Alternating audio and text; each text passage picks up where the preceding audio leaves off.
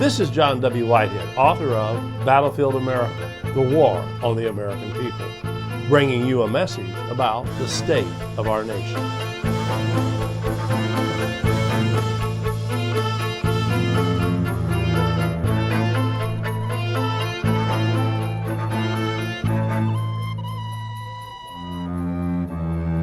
One thing American citizens have to understand is this: presidents do not give up power. Presidents accumulate power. In fact, since George Washington, the first president who issued the first executive order, presidents have accumulated the power that dictators used to brag about.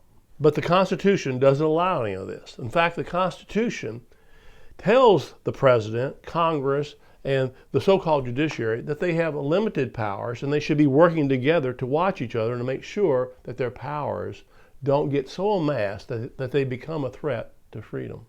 In recent years, American presidents have anointed themselves with the power to wage war, unilaterally kill Americans, torture prisoners, strip citizens of their rights, arrest and detain citizens indefinitely, carry out warrantless spying on Americans, and erect their own secretive shadow government. In fact, the presidents that we have today, modern presidents, have accumulated so much power that they're no longer accountable to the Constitution or the American citizens. Consider some of the presidential powers acquired through the use of executive orders, decrees, memorandums, proclamations, national security directives, and legislative signing statements. The power to kill. As the New York Times has concluded, President Obama, who came to office promising transparency and adherence to the rule of law, has become the first president to claim the legal authority to order an American citizen killed without judicial involvement, real oversight, or accountability. Here's the problem. American citizens have died because of these decrees who live overseas, and innocent citizens have died.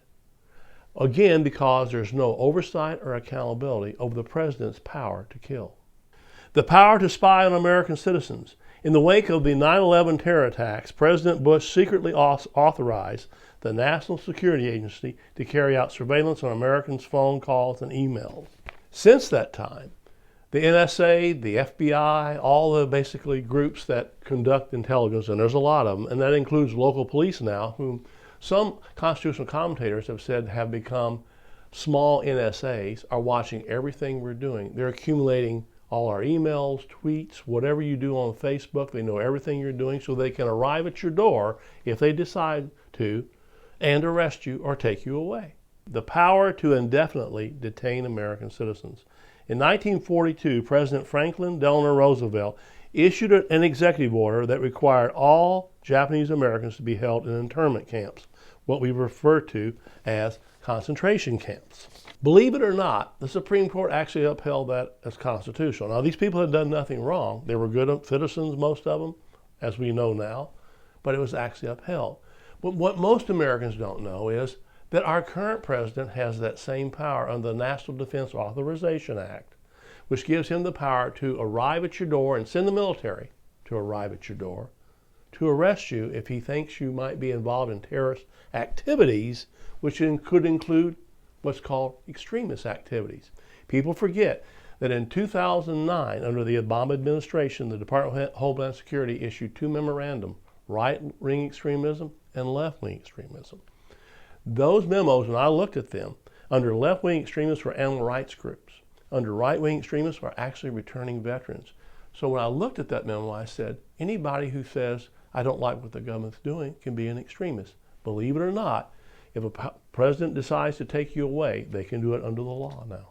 The power to transform the police into extensions of the military and indirectly institute martial law. With all the military equipment that has flowed to local police departments, and believe it or not, over 40 government agencies now have their own combat units with grenade launchers, assault vehicles. You're including the Wildlife and Fisheries Department, the NSA, NASA. Believe it or not, groups like that have military units, some with hollow point bullets, which expand on contact and will blow your head off. If it hits you, believe it or not, they have those kind of weapons. What has happened, and what George Washington warned against, and the founding fathers said, please do not have a standing army. We experienced that. Ladies and gentlemen, the president has the power now. He has a standing army to do whatever he wants, whenever he wants to do it, except if the American citizens object the way I think they should be objecting. These are just a few of the powers the president has. If you look at former regimes, Hitler, Stalin, you go through the list, these are the kind of powers they had. And what happened when the people allowed it? I mean, I'm talking about American citizens now. We have allowed this to happen. Why? Because we sit back. We think if we go vote for this president or that president, we're going to change things. That's not going to change anything. What's going to change things is waking up to the fact of what's happening in this country and getting involved in your government. Don't just sit back and watch television or think that by voting you're going to change things, because that's not going to do it. Putting the right candidates up, moving some of those people in Congress that are sitting there just collecting money, your so-called representatives, and not challenging the president when he does these things, not fighting back. Throw those guys out of office. Get involved in your local governments and start saying no to the federal government. If they send troops into your local neighborhood and arrest an American citizen because he's an extremist, he's never been proven guilty of anything, and put in a detention camp, that should not be allowed. If we continue down this road, folks, I'm telling you, and it's a road that leads to nowhere except danger and death.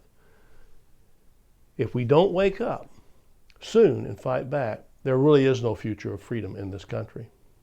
For more information about the Rutherford Institute, visit us at www.rutherford.org.